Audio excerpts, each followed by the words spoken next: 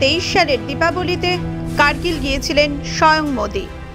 এই কার্গিলকে ঘিরেই কার্গিল বিজয় দিবস পালিত হয়।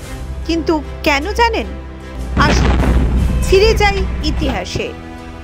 1999 সালের 26শে জুলাই ভারতীয় সেনার অপারেশন বিজয়ের সাফল্যে বিজয় দিবস ঘোষণা করা হয়েছিল। ভারতীয় সেনাবাহিনীর শৌর্য বীর্যের গাথা ইতিহাসের পাতায় অমর হয়ে আছে আজকের দিনটি। পাক সেনার কাছ থেকে এই দিনেই কাশ্মীরের কার্গিলের 5000 মিটার সুউচ্চ পর্বতগুলিকে যুদ্ধ করে ছিনিয়ে এনেছিল ভারতীয় সেনা।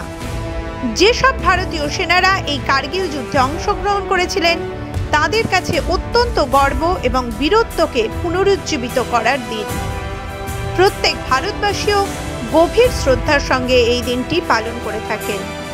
2023 সালে স্বয়ং মোদি কার্গিল গিয়ে স্মরণ করে বলেছিলেন, भारत माता की जय, भारत माता की जय, भारत माता की जय, वंदे मातरम, वंदे मातरम।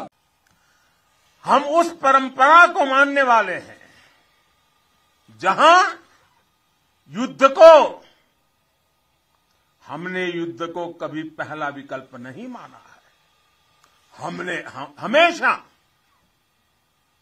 ये हमारा वीरता का भी कारण है, हमारे संस्कार का भी कारण है। 1971 সালে পাকিস্তানকে প্রায় 93,000 বন্দী পাক সেনাদের নিয়ে নির্লজ্জভাবে পরাজিত হতে হয়েছিল ভারতের কাছে। কিন্তু শিক্ষা হয়নি সন্ত্রাসের আঁতুড়ঘর দেশটির। এরপরও লাগাতার ভারতের বিরুদ্ধে ষড়যন্ত্র করে গিয়েছে তারা। ভারতের অবিচ্ছিন্ন কাশ্মীরের সিয়াচেনের হিমবাহকে নিয়ন্ত্রণ এবং চীনের কূট ষড়যন্ত্রে 1980 সাল থেকে পাকিস্তান ফের অস্থিরতার কাজ শুরু করে। শান্তিপূর্ণ দ্বিপাক্ষিক অবস্থান এবং সংঘর্ষ বিরতিকে বারবার অমান্য করে একতরফা হামলা করে পাকিস্তান। সিয়াচেন রক্ষার জন্য ভারতকে পাকিস্তানের বিরুদ্ধে অপারেশন বিজয় অভিযান চালাতে হয়। 1999 সালের সময় ভারতের প্রধানমন্ত্রী ছিলেন অটল বিহারী বাজপেয়ী আর পাকিস্তানের নওয়াজ শরীফ। তবে ভারত কখনোই আগে থেকে যুদ্ধ চায়নি। বর্তমান প্রধানমন্ত্রী নরেন্দ্র মোদীও কার্গিলে গিয়ে সেনাদের অভিনন্দন জানিয়ে যুদ্ধকেও অন্তিম বিকল্প বলেছিলেন। हमने युद्ध को हमेशा अंतिम विकल्प माना है।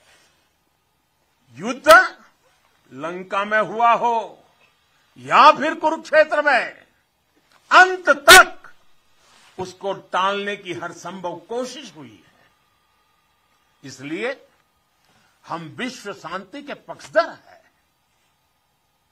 हम युद्ध के विरोधी हैं, लेकिन शांति भी बिना सामर्थ्य के संभव नहीं। 1999 সালে পাকিস্তানের মূল উদ্দেশ্য ছিল কাশ্মীর দখল করা। ওই বছর মে মাসে নিয়ন্ত্রণ রেখা পেরিয়ে মুস্কো, দ্রাস, কার্গিল প্রভৃতি সেক্টরে ঢুকে পড়েছিল পাক অনুপ্রবেশকারীরা।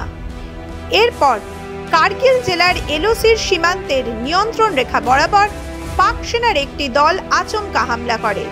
মূল নির্দেশ ছিল তৎকালীন পাক সেনা প্রধান পারভেজ মুশারফের। তাদের লক্ষ্য ছিল সিয়াচেন দখল করে কাশ্মীর এবং লাদাখের মধ্যে যোগাযোগকে বিচ্ছিন্ন করে দেওয়া। কিন্তু পাল্টা ভারতও প্রতিরোধ করতে দেরি করেনি। পাক অনুপ্রবেশকারী সেনাদের কবল থেকে বিস্তীর্ণ ভূখণ্ড পুনরুদ্ধার করে ভারতীয় সেনা। সেনার পরাক্রম কতটা শক্তিশালী ছিল সে কথা মোদিও স্বীকার করেছেন। हमारी सेनाओं के पास सामर्थ्य भी है, रणनीति भी है।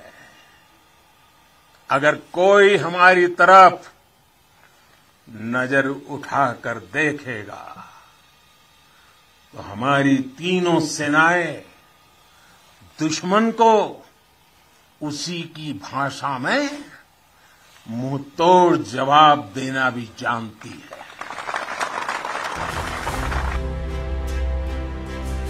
পাকিস্তানের পক্ষ থেকে এই যুদ্ধের নাম দেওয়া হয়েছিল অপারেশন বদর।